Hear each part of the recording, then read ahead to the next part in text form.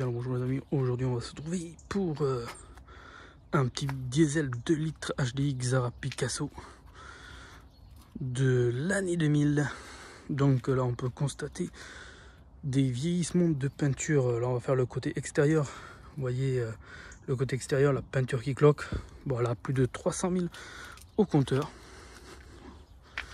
Avec ces petites roupettes, je crois que c'est des roues en 15 si je ne me trompe pas. J'essaie de regarder les pneus, mais je crois que c'est des 15 qui sont déjà avec une paire de jantes. Ouais, c'est ça, c'est du 15. Après derrière nous avons, j'ai ce feu qui prend l'eau. L'étanchéité je pense qui est mauvais.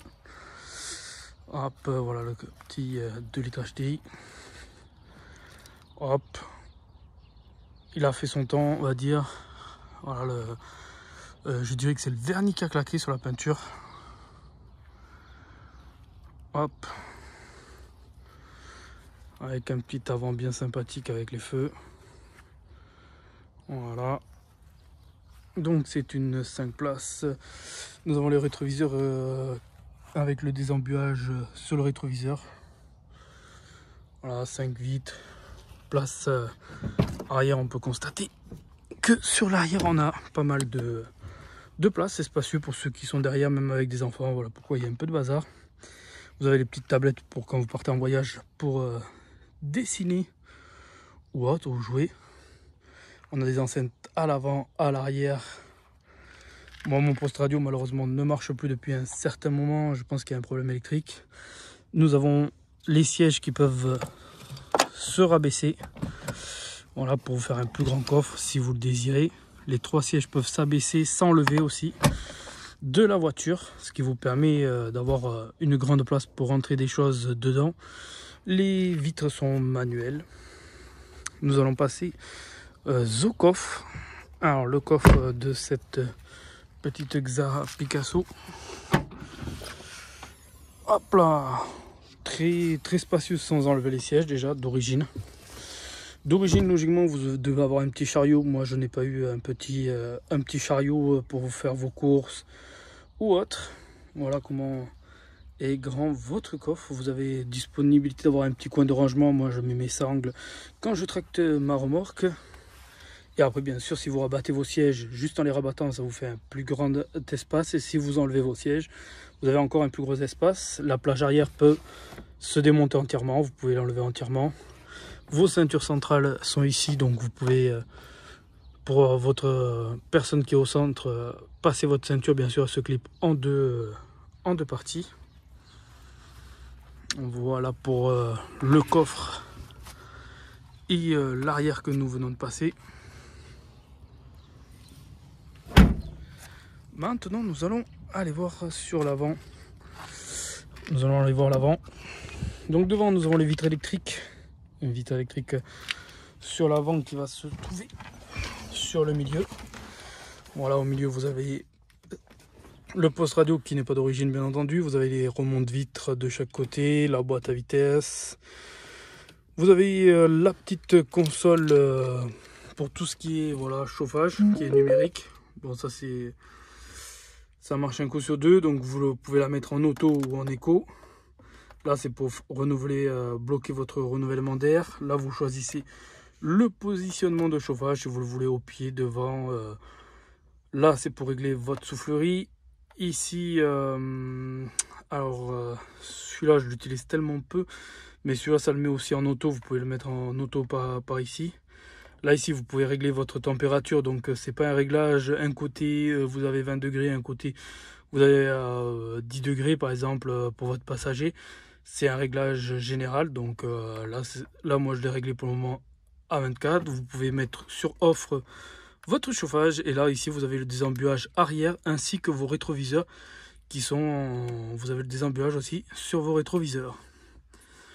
Ici nous avons le petit bouton pour verrouiller les portes. Après là ici nous avons les trucs habituels pour les essuie-glaces, etc. Ici nous avons clignotant, klaxon qui se trouve ici.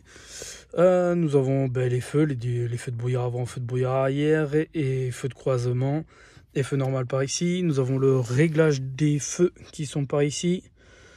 Ces deux boutons, je ne sais pas à quoi ça sert, je les ai jamais utilisés.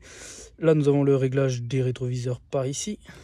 Après, par ici, nous avons aussi tout ce qui est sur le volant. Vous pouvez avoir, si vous avez le poste radio d'origine, vous pouvez avoir vos commandes au volant pour mute, pour passer, pour monter, etc. le volume par ici.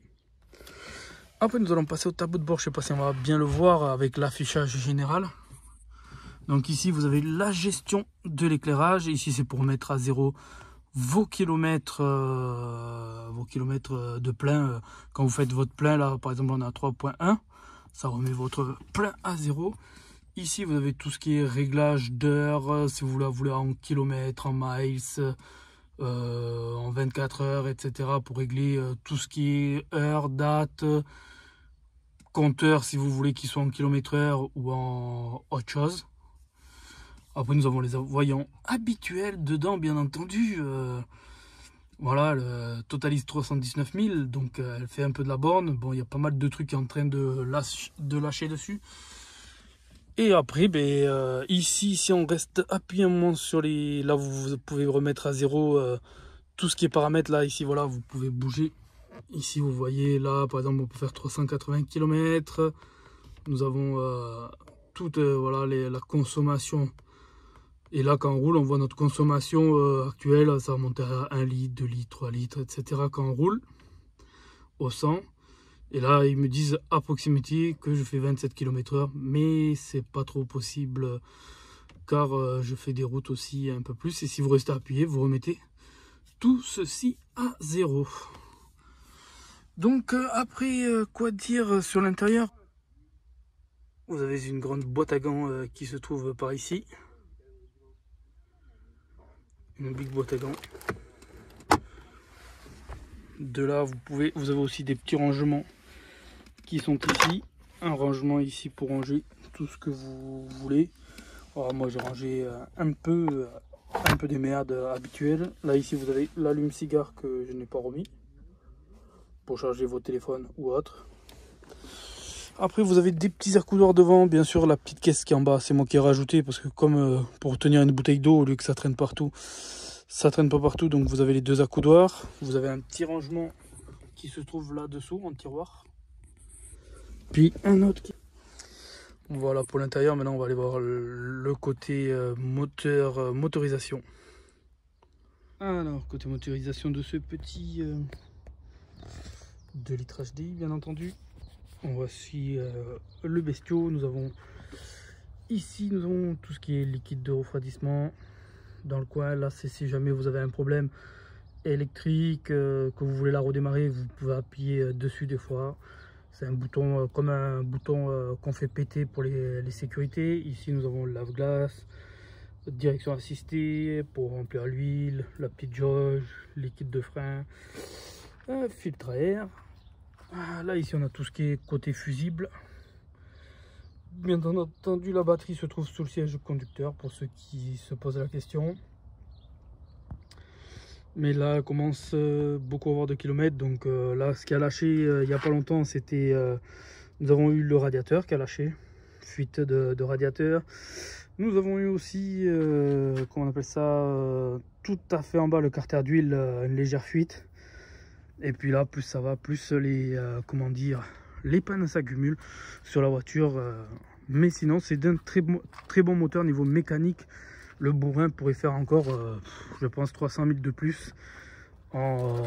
C'est une voiture fiable. Voilà, le 2 litres HDI, moi c'est le 90, vous avez aussi le 110. Ce sont des moteurs fiables qui peuvent aller très loin. Mais malheureusement, moi la carrosserie commence à fatiguer. On peut le voir au niveau peinture. Là, j'ai un truc niveau porte qui a lâché, mais c'est carrément la ferraille qui a été attaquée. Donc, franchement... voilà, niveau motorisation, franchement, vous commencez à conduire un 2 litres HDI que vous prenez même dans une 206 ou quoi, prenez un 2 litres HDI, moteur très costaud. Que vous prenez le 90 ou le 110, ce sont de très bons moteurs. Si, bien sûr, entretien fait régulièrement, comme les vidanges, moi je les fais à peu près tous les 10 000. Tous les 10 000, c'est compter 20 000 au constructeur, moi je la fais tous les 10 000, la vidange. Et ça passe très bien. Après c'est des trucs habituels, les freins, plaquettes, disques à faire. Voilà, après c'est entretien habituel, sauf quand malheureusement vous cassez le radiateur qui a une faiblesse que ça pète, le carter d'huile, faiblesse, ça pète. Voilà, c'est des frais que vous êtes obligé de faire, sinon bien sûr vous cassez le moteur si vous attendez trop. Donc elle a été immobilisée pendant un petit moment et voilà. Bon, j'espère que cette mini vidéo vous aura plu. N'hésitez pas à liker, n'hésitez pas à vous abonner. Et puis n'hésitez pas à laisser un petit commentaire, ça fait toujours plaisir. Sur ce, je vous laisse.